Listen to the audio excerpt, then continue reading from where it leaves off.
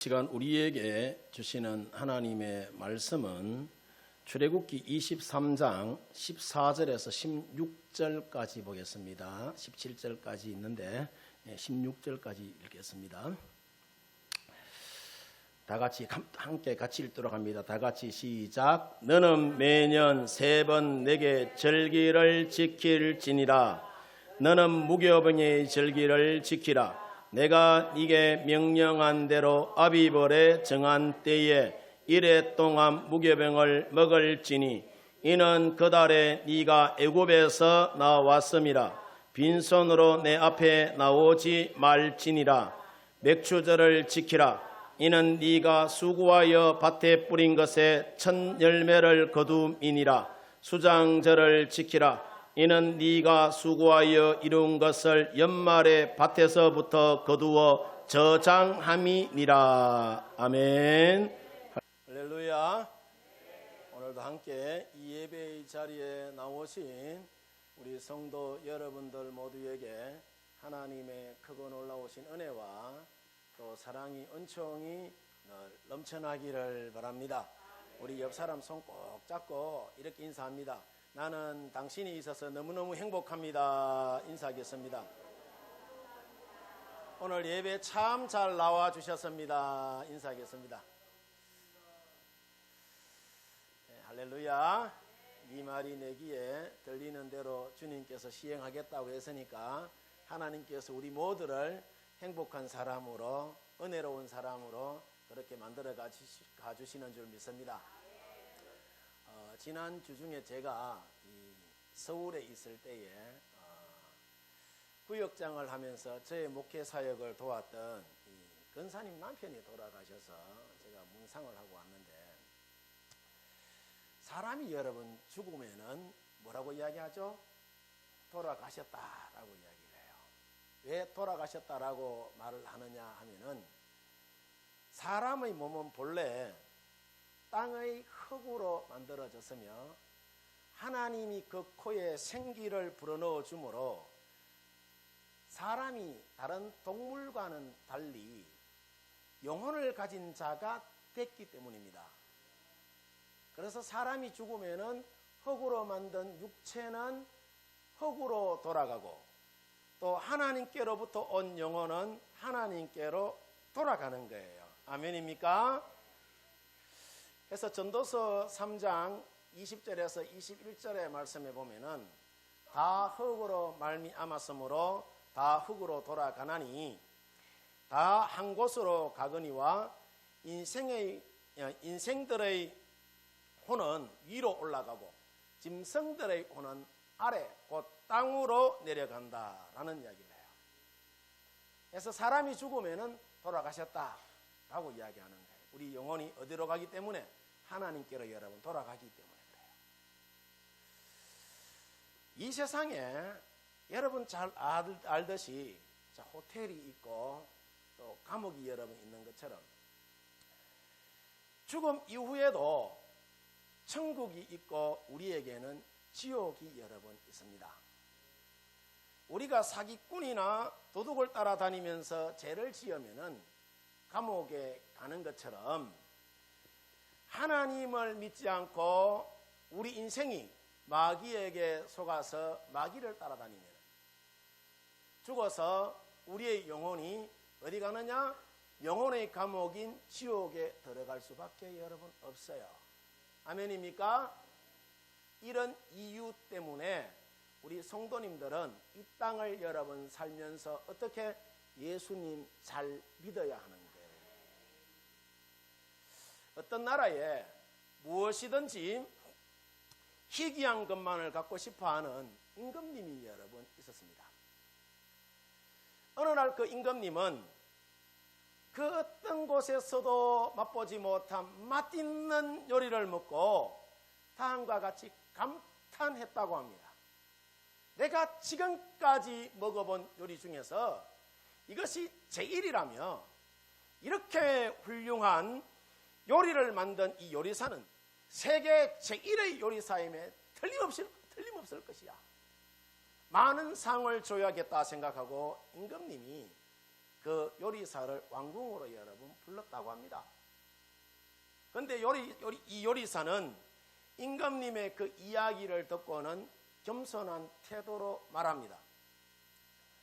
임금님, 칭찬해 주시니 대단히 기쁘기는 하지만은 이 요리는 제가 기술이 좋아서 이렇게 만든 것이 아닙니다. 만약에 좋은 채소를 파는 사람이 없었다면은 제가 어떻게 이 맛있는 요리를 만들 수 있었겠습니까? 라고 이야기하면서 이 칭찬해 주려거든. 그러니까 좋은 채소를 많이 파는 채소 장수를 칭찬해 주라라고 이야기해요. 임금님이 가만히 듣고 보니까 그 말도 맞거든요. 그래서 이번에는 채소 장수를 불렀다고 합니다. 왕궁으로 불려간 이 채소 장수는 임금님의 그 칭찬을 듣고 깜짝 놀라면서 말합니다. 임금님, 그거는 천만의 말씀입니다. 저는 그저 채소를 팔았을 뿐이고 칭찬받을 사람은 제가 아니라 그 채소를 키운 농사꾼이라고 이야기하니까 이번에는 농사꾼이 왕궁으로 이제 또 불려갔다고 합니다. 농사꾼은 뭔가 내가 잘못한 것이 있을까라고 두려워하며 임금님 앞으로 나아갔는데 임금님으로부터 자기가 농사한 야채가 세상에서 가장 맛있다는 이야기를 듣자 이 농사꾼이 깜짝 놀라면서 하는 말이 임금님, 그것은 틀린 말입니다. 저는 그저 손질만 했을 뿐입니다. 제가 땅을 아무리 잘 갈아서 씨를 심어도 때를 따라 비를 주고 햇빛을 주는 분이 없으면은 저는 잎사귀 하나 열매 하나 만들지 못했을 것이다 라는 이야기를 해요.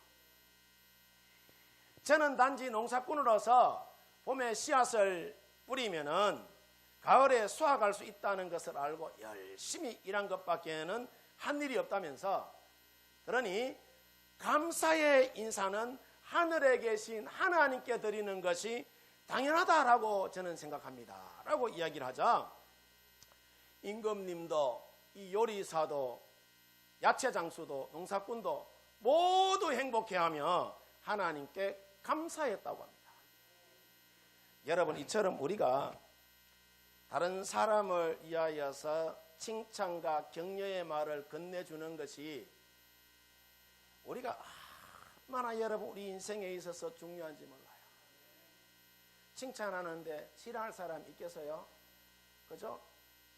칭찬하면은 고래도 춤을 춘다 하는데 우리가 칭찬하는 말 들으면은 우리가 행복해질 수가 있습니다. 아멘. 여러분들이 내가 아무리 설교를 죽을 서도 나가면서 아이고 목사님 오늘 은혜가 됐습니다. 내 기분이 좋아요. 근데 우리가 성경을 여러분 보면은 이스라엘 백성들은 사소한 일들에서 행복과 만족감을 느끼지를 여러분 못합니다. 오히려 불평과 불만이 언제나 많음을 우리가 보게 돼요. 이스라엘 백성들이 노예 생활에 익숙해서 그런지는 몰라도 수백 년 동안 노예로 살아왔던 이스라엘 백성들에게는 기쁨이나 감사의 감정이 사라진 지가 오래였습니다.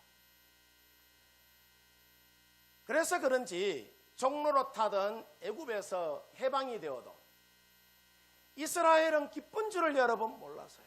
대한독립 만세 해야 되는데 별로 뭐 기쁜 줄을 몰랐어요. 노예 생활이 익숙해지면은 여러분 그래요. 우리가 죄 짓는데 익숙하면은요 하나님이 내 인생을 아무리 구원해 줘도 별로 여러분 기쁜 줄 몰라요. 홍해 앞에서도 불과 일주일 전만 하더라도 바로의 손에서 하나님이 이스라엘을 구원해 주셨는데 이스라엘은 하나님의 능력을 까맣게 여러분 잊어버리고 부정적인 사고로 가득 차서 하나님과 모세를 향하여 원망하기에 여러분 바빴습니다. 1년도 아니고 한 달도 아니고 불과 일주일 전에 있었던 일인데도 까맣게 잊어버리고 하나님을 여러분 원망합니다. 강야 가운데서 만나를 내려 먹여주시고 또 바위에서 생수를 내어 물을 마시게 해줬음에도 불구하고 저들은 항상 하나님과 모세를 향하여서 원망과 불평을 그치지 않았던 것이 이스라엘 백성들의 여러분 모습이었습니다. 참으로 부끄러운 일이요 불행한 일이 여러분 아닐 수가 없죠. 이처럼 이스라엘의 강야 40년 생활은 언제나 즐거움이 없는 불평과 원망으로 인한 불행의 연속이었습니다. 그래서 하나님은 이 이스라엘 백성들에게 3대 절기를 지키라라고 명령해요. 그 첫 번째가 여러분 뭐냐 하면은 유월절이에요. 유월절인데 이 유월절은 애굽의 그 고난과 억압에서 구원받은 그 하나님의 은혜를 감사하는 여러분 절기죠. 이것을 기념하여서 지키라라고 이야기를 해요. 두 번째는 맥주절로서 이스라엘 백성들이 애굽에서 해방이 되어서 이제 자유로운 몸이 되어서 처음 농사를 짓고 거둔 그 곡식에 첫 열매로 드리는 절기가 뭐냐? 맥주절이에요. 세 번째로 수장절인데 이 수장절이 여러분 뭐냐면은 한 해의 마지막에 드리는 추수감사절입니다. 자, 근데 이 세 가지 절기에 공통점이 있는데 그것이 여러분 뭐냐 하면은 모두 감사하라는 거예요. 누구에게? 하나님께 감사하라는 거예요. 그럼 왜 하나님께서 감사의 내용으로 이스라엘에게 절기를 여러분 지키라라고 여러분 그렇게 이야기를 했을까요? 왜 이스라엘에게 감사하면서 이 절기를 하나님이 지키라라고 이야기했느냐 하면은 기쁨을 기쁨으로 표현할 줄 모르고 감사를 감사로 표현할 줄 모르는 그들에게 감사의 훈련을 시키기 위한 하나님의 여러분 방법이었으며 이스라엘이 가나안에 들어가 행복하게 살 수 있는 비결이 바로 이 감사의 여러분 있었기 때문입니다. 이처럼 여러분 우리들 주변에도 보면은 기쁨을 기쁨으로 표현하지 못하고 감사를 감사로 표현하지 못한 불행한 사람들이 얼마나 여러분 많은지 모릅니다. 이런 사람들에게 기쁨과 감사를 표현해 보라고 하면은 잘 되지 여러분 않습니다. 예. 왜냐하면은 어려서부터 감사를 배우지 못했기 때문에 여러분 그런 거예요. 그래서 조기 교육이 여러분 중요합니다. 그래서 늘 불행이라는 여러분 이 짐을 지고 사람들이 여러분 살아가는 거예요. 그래서 여러분 오늘 성경에 보면은 하나님은 택함받은 이 이스라엘 백성들이 감사할 줄 모르는 불행한 가운데 내버려 두지 않기 위하여서 감사의 절기를 지키라 라고 명령하고 있어요. 그래서 이 감사의 절기를 지키라는 것은 하나님을 위해서가 아니라 이스라엘 백성들을 위한 하나님의 사랑이고 은혜인 줄 여러분 믿습니다. 이런 의미에서 다음 주가 우리가 이 맥주 감사절이기 때문에 맥주 감사절이 우리 그리스도인들에게 어떤 의미가 여러분 있으며 우리가 어떻게 지켜야 하는지 함께 살펴보는 가운데 또 주신 은혜를 여러분 한번 나눠보고자 합니다. 첫 번째로 우리가 맥주절을 지키는 것이 뭐냐 하면은 성도들이 앞서도 여러 번 말씀을 드렸습니다마는 행복해지는 훈련이 뭐냐? 맥주절을 지키는 거예요. 하나님은 이스라엘 백성들뿐만 아니라 우리들 자손 대대로 감사할 줄 아는 백성이 되라고 하나님은 말씀하십니다. 이스라엘 백성들이 곡식을 거둬 쌓아놓고 자기 식구들만 먹고 만약에 여러분 그렇게 살았다면은 이스라엘 백성들에게는 아무런 기쁨도 감사도 아마 없었을 것입니다.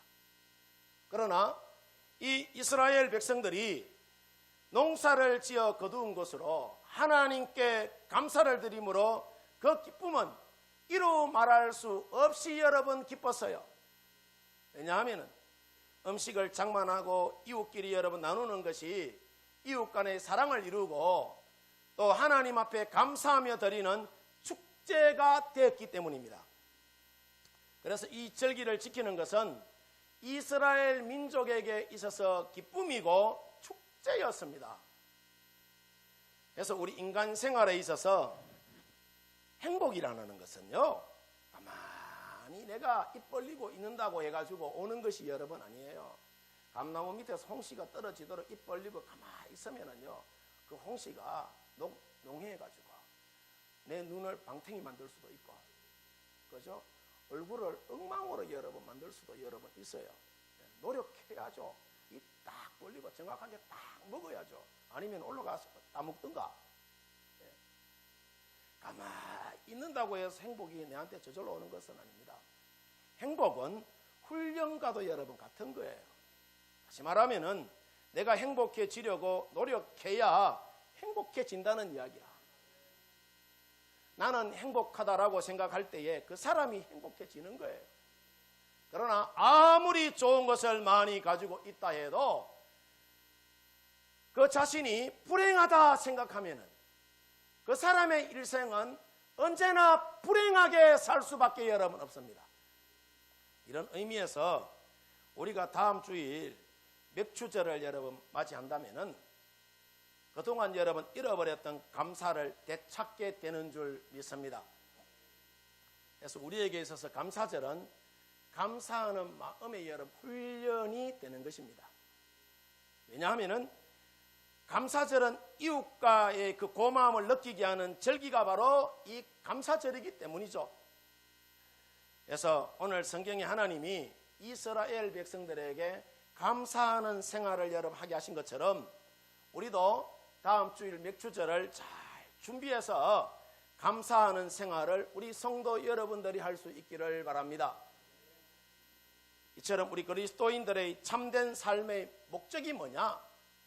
자, 눈에 보이는 세상적인 것이 아니라 땅의 성공과 실패를 여러분 초월하는 가치여야 하는 거예요.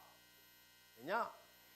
땅의 가치와 성공을 목적으로 살아가는 사람은 정치인이나 사학가이지 진리를 사모하는 여러분 사람은 땅의 것에 여러분 관심이 없어요. 하늘의 것에 더 많은 관심을 두고 여러분 살아갑니다. 여러분 이런 면에서 오늘 우리의 마음을 한번 살펴보면은 여러분에게는 정말 행복한 마음이 여러분 있는지, 나는 예수님 때문에 행복한 삶을 나는 살아가고 있는지 우리 자신을 여러분 한번 되돌아보시기를 바랍니다. 지금 우리의 마음이 행복하다면은 우리의 마음은 감사함으로 여러분 충만해야 되는 거예요. 아멘입니까? 또 되돌아보면은 얼마나 여러분 감사한 일들이 많은지 모릅니다. A4 용지 여러분 집에 갖다 놓고 한번 써보세요. 눈 뜨게 해주셔서 감사하고, 그죠? 태풍 안 만나서 감사하고, 봄에 씨앗을 뿌렸는데 이 정도까지 그래도 자라게 해주셔서 감사하고, 질병으로부터 자유함을 누리게 해주시니 감사하고, 또 질병을 극복하고 나아가게 해주시니 감사하고, 부족하지만은 하나님 우리 가운데 일용할 양식을 주셔서 감사하고, 저는 여러분들 만나서 감사하고, 여러분들은 내 만나서 감사하고, 별로 감사하는 표정이 아닌 것 같은데.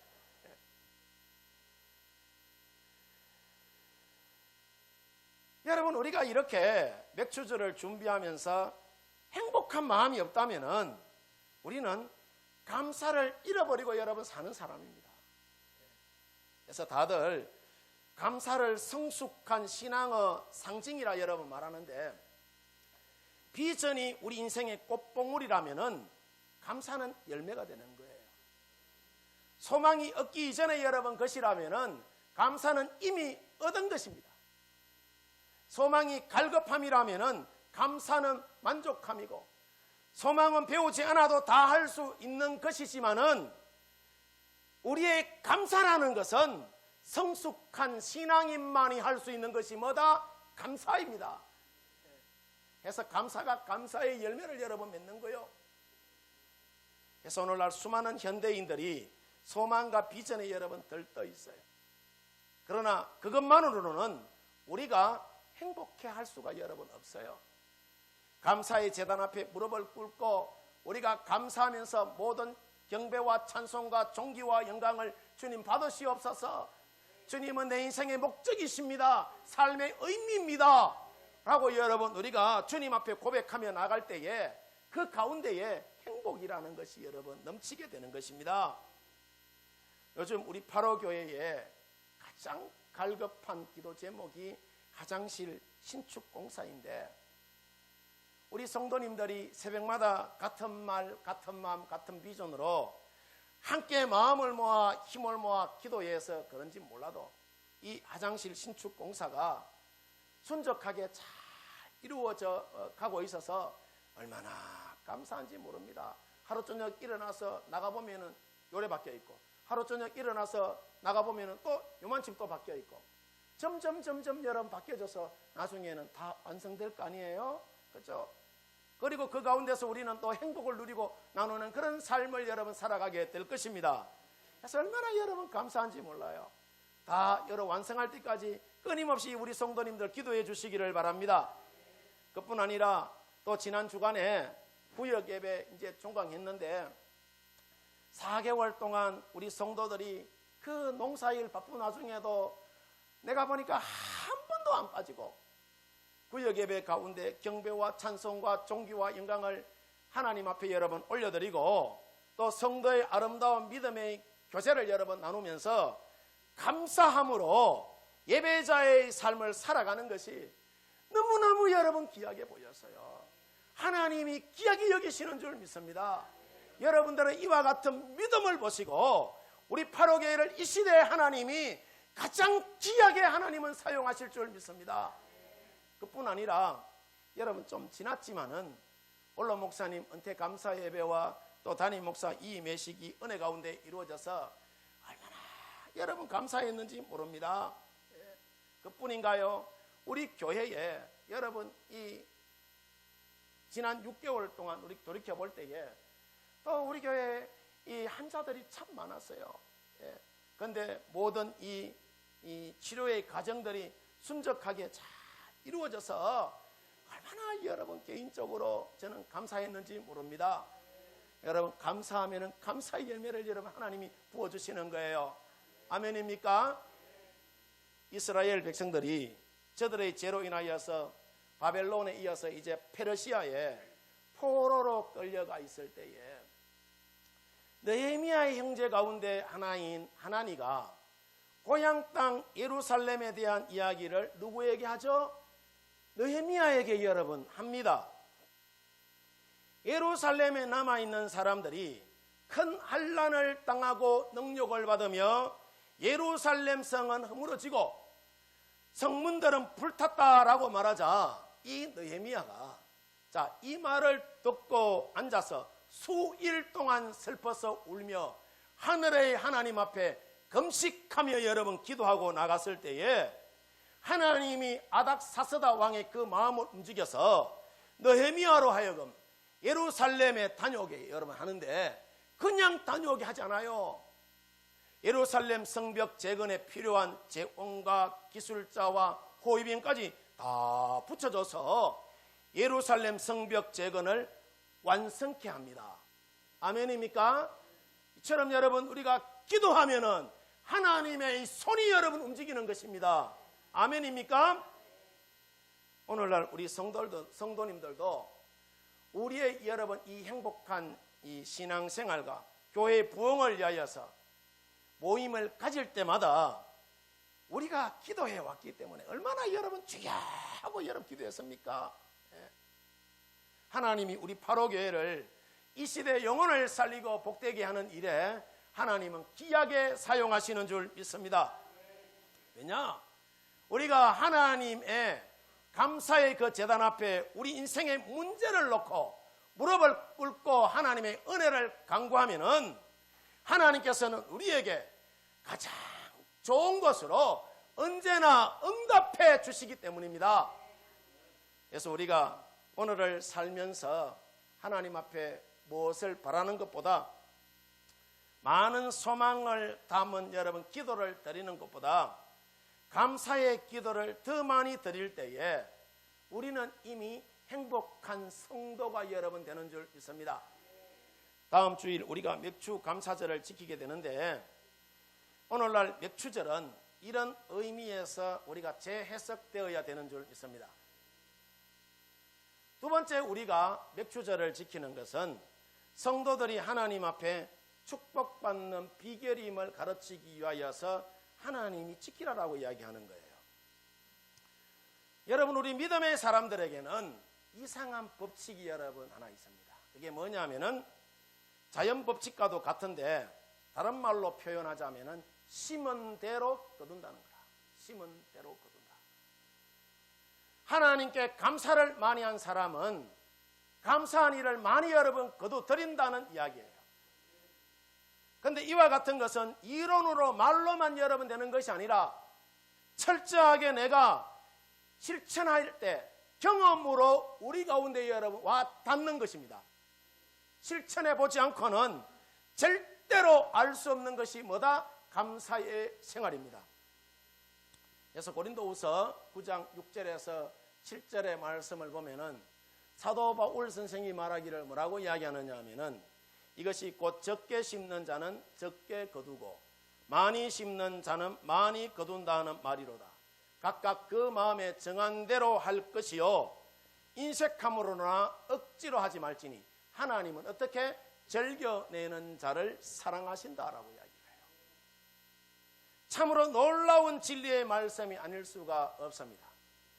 여기에 바로 우리가 행복해지는 비결과 축복받는 비결이 여러분 다 들어있습니다. 그래서 주님의 은혜를 받고 살아가는 사람들은 여러분 낙심하지 여러분 않아요. 불안해하지도 여러분 않습니다. 두렵지도 여러분 않습니다. 어떤 환경에서도 희망과 감사와 기쁨의 생활을 여러분 합니다. 믿으시면 아멘.